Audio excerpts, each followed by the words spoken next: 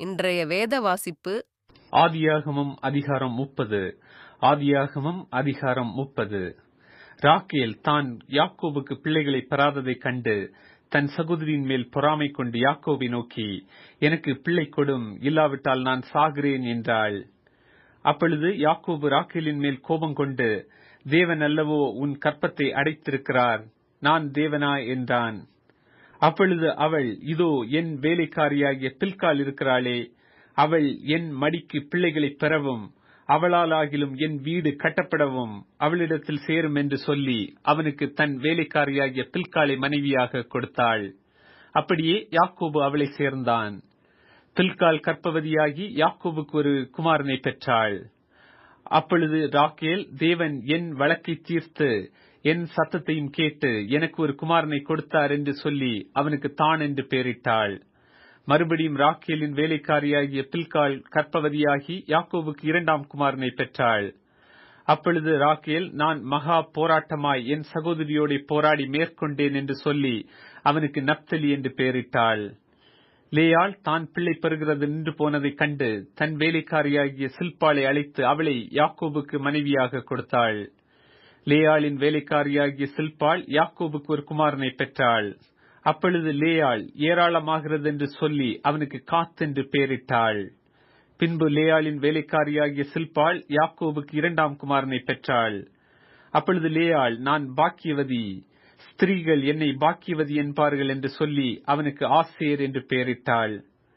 கோதுமை அறுப்பு நாட்களிலே ரூபன் வயல் வெளியிலே போய் தூதாயும் கனிகளை கண்டெடுத்து அவைகளை கொண்டு வந்து தன் தாயாகிய லேயாளிடத்தில் கொடுத்தான். அப்பொழுது ராக்கேல் லேயாளை நோக்கி, உன் குமாரனுடைய தூதாயும் கனியில் எனக்கும் கொஞ்சம் தா என்றாள். அதற்கு அவள், நீ என் புருஷனை எடுத்துக்கொண்டது அற்ப காரியமா? என் குமாரனுடைய தூதாயும் கனிகளையும் எடுத்துக்கொள்ள வேண்டுமோ என்றாள். அதற்கு ராக்கேல், உன் குமாரனுடைய தூதாயும் கனிகளுக்கு ஈடாக இன்று இரவு அவர் உன்னோட சயனிக்கட்டும் என்றாள். சாயங்காலத்தில் யாக்கோபு வெளியிலிருந்து வருகையில் லேயாள் புறப்பட்டு அவனுக்கு எதிர்கொண்டு போய், என் குமாரனுடைய தூதாயும் கனிகளால் உம்மை கொண்டேன், ஆகையால் நீர் என்னிடத்தில் வரவேண்டும் என்றாள். அவன் அன்று இரவு அவளோட சயனித்தான். தேவன் லேயாளுக்கு செவி கொடுத்தார். அவள் கர்ப்பவதியாகி யாக்கோபுக்கு 5ஆம் குமாரனை பெற்றாள். அப்பொழுது லேயாள், நான் என் வேலைக்காரியை என் புருஷனுக்கு கொடுத்த பலனை தேவன் எனக்கு தந்தார் என்று சொல்லி அவனுக்கு இசக்கார் என்று பெயரிட்டாள். அப்புறம் லேயாள் கர்ப்பவதியாகி யாக்கோபுக்கு 6ஆம் குமாரனை பெற்றாள்.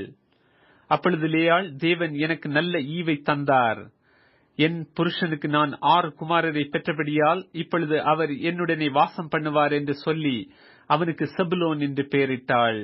பின்பு அவள் ஒரு குமாரத்தியையும் பெற்று அவளுக்கு தீனாள் என்று பெயரிட்டாள். தேவன் ராக்கேலை நினைத்தருளினார். அவளுக்கு தேவன் செவி கொடுத்து அவள் கற்பம் தரிக்கும்படி செய்தார். அவள் கர்ப்பவதியாகி ஒரு குமாரனை பெற்று, தேவன் என் நிந்தையை நீக்கிவிட்டார் என்றும் இன்னும் ஒரு குமாரனை கர்த்தர் எனக்கு தருவார் என்று சொல்லி அவனுக்கு யோசேப்பு என்று பெயரிட்டாள். ராக்கேல் யோசேப்பை பெற்றபின் யாக்கோபு லாபானை நோக்கி, நான் என் ஸ்தானத்திற்கும் என் தேசத்திற்கும் போக என்னை அனுப்பிவிடும். நான் உமக்கு ஊழியம் செய்து சம்பாதித்த என் மனைவிகளையும் என் பிள்ளைகளையும் எனக்கு தாரும். நான் போவேன். நான் உம்மிடத்தில் சேவித்த சேவகத்தை நீர் அறிந்திருக்கிறீர் என்றான். அப்பொழுது லாபான், உன் கண்களில் எனக்கு தயவு கிடைத்ததேயானால் நீ இரு. உன் நிமித்தம் கர்த்தர் என்னை ஆசீர்வதித்தார் என்று குறிப்பினால் அறிந்தேன். உன் சம்பளம் இன்னதென்று எனக்கு சொல், நான் அதை தருவேன் என்றான். அதற்கு அவன், நான் உம்மை சேவித்த விதமும் உம்முடைய மந்தை என்னிடத்தில் இருந்த விதமும் அறிந்திருக்கிறீர். நான் வரும் முன்னே உமக்கு இருந்தது கொஞ்சம். நான் வந்தபின் கர்த்தர் உம்மை ஆசீர்வதித்ததினால் அது மிகவும் பெருகி இருக்கிறது. இனி நான் என் குடும்பத்துக்கு சம்பாத்தியம் பண்ணுவது எப்பொழுது என்றான். அதற்கு அவன், நான் உனக்கு என்ன தர வேண்டும் என்றான். யாக்கோபு, நீர் எனக்கு ஒன்றும் தர வேண்டியதில்லை. நான் சொல்லுகிறபடி நீர் எனக்கு செய்தால் உம்முடைய மந்தையை திரும்ப மேய்த்து காப்பேன். நான் இன்றைக்கு போய் உம்முடைய மந்தைகளை எல்லாம் பார்வையிட்டு அவைகளில் புள்ளியும் வரியும் கருப்புமுள்ள செம்மறியாடுகளையும் வரியும் புள்ளியும் உள்ள வெள்ளாடுகளையும் பிரித்து விடுகிறேன். அப்படிப்பட்டவை இனி எனக்கு சம்பளமாயிருக்கட்டும். அப்படியே இனிமேல் என் சம்பளமாகிய இவற்றை நீர் பார்வையிடும் போது என் நீதி விளங்கும். புள்ளியும் வரியும் இல்லாத வெள்ளாடுகளும் கருப்பான செம்மறியாடுகளும் என் வசத்தில் இருந்தால் அவையெல்லாம் என்னால் திருடிக் கொள்ளப்பட்டவைகளாய் எண்ணப்படட்டும் என்றான். அதற்கு லாபான், நீ சொன்னபடியே ஆகட்டும் என்று சொல்லி அந்நாளிலே கலப்பு நிறமும் வரியுமுள்ள வெள்ளாட்டு கடாக்களையும் புள்ளியும் வரியுமுள்ள வெள்ளாடுகள் யாவையும் சற்று வெண்மையும் கருமையுமுள்ள செம்மறியாடுகள் யாவையும் பிரித்து தன் குமாரரிடத்தில் ஒப்புவித்து தனக்கும் யாக்கோபுக்கும் இடையிலே 3 நாள் பிரயாண தூரத்திலே இருக்கும்படி வைத்தான். லாபானுடைய மற்ற ஆடுகளை யாக்கோபு மேய்த்தான். பின்பு யாக்கோபு பச்சையாயிருக்கிற புன்னை, வாதுமை, அர்மோன் என்னும் மரங்களின் கொப்புகளை வெட்டி இடையிடையே வெண்மை தோன்றும்படி பட்டையை உரித்து தான் உரித்த கொப்புகளை ஆடுகள் தண்ணீர் குடிக்க வரும் கால்வாய்களிலும் தொட்டிகளிலும் ஆடுகளுக்கு எதிராக போட்டு வைப்பான். ஆடுகள் தண்ணீர் குடிக்க வரும்போது பொலிவதுண்டு.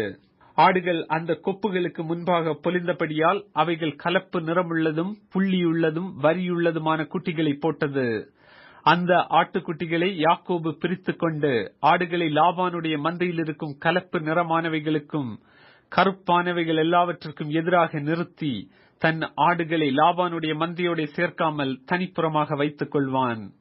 பலத்த ஆடுகள் பொலியும் போது அந்த கொப்புகளுக்கு எதிரே பொலியும்படி யாக்கோபு அவைகளை அந்த ஆடுகளின் கண்களுக்கு முன்பாக கால்வாய்களிலே போட்டு வைப்பான். பலவீனமான ஆடுகள் பொலியும் போது அவைகளை போடாமல் இருப்பான். இதனால் பலவீனமானவைகள் லாபானையும் பலமுள்ளவைகள் யாக்கோபையும் சேர்ந்தன. இவ்விதமாய் அந்த புருஷன் மிகவும் விருத்தியடைந்து திரளான ஆடுகளும் வேலைக்காரிகளும் வேலைக்காரரும் ஒட்டகங்களும் கழுதைகளும் உடையவனானான். கர்த்தர் உங்களை ஆசீர்வதிப்பாராக. ஆமென்.